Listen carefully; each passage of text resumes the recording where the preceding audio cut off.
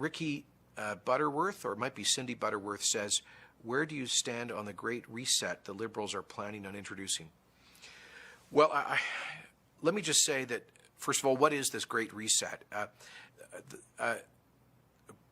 Pierre Poilievre, the federal conservative finance critic, recently raised concerns about this, and then he was attacked by some in the media and by the Liberals for supposedly circulating conspiracy theories. Well, the Great Reset is actually the name of a book by a very prominent advocate of it. His name is Klause Schwaba. He sent me a copy. I guess he sent one to probably every government leader around the world.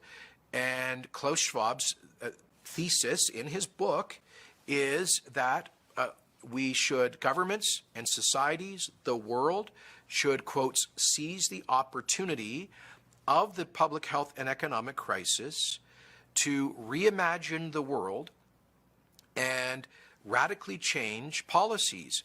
Now, in what ways? I would describe it as a grab bag of left-wing ideas for less freedom and more government, for more government intervention, for policies that would, I think, create massive poverty, particularly energy policies that he is advocating. So Klause Schwaba, by the way, is the president and founder of the World Economic Forum, also known as the Davos Summit.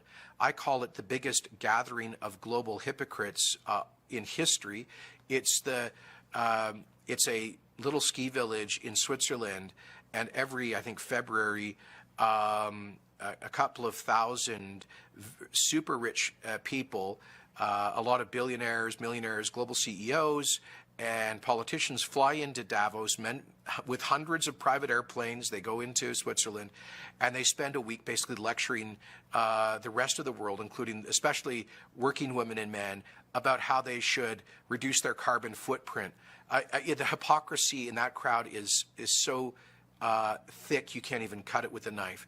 And so, no, I'm not going to be taking any policy direction from Klause Schwaba or his ilk.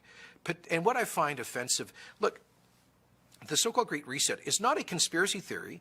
It is an actual set of concrete proposals being advocated by some very influential people, and including, apparently, by Prime Minister Trudeau, who clearly alluded to it, referred to it, quoted from it, the Schwab theory, in a speech he gave to the United Nations a couple of months ago. So it's not a conspiracy theory to talk about that.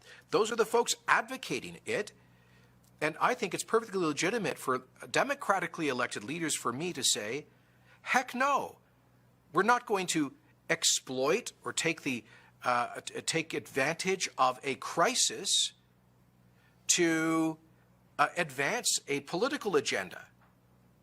If we're actually all in this together, like we keep saying, then how about we focus on the crisis, on protecting lives and livelihoods, helping people get through this, and how about after that, instead of exploiting the crisis to impose on democratic societies a whole bunch of failed socialist policy ideas, how about instead we get refocused on generating economic growth, on recreating some of the trillions of dollars of wealth that will have been destroyed, of restarting some of the hundreds of thousands of businesses that will have gone under, of obsessively focusing on getting the millions, the tens of millions around the world back to work.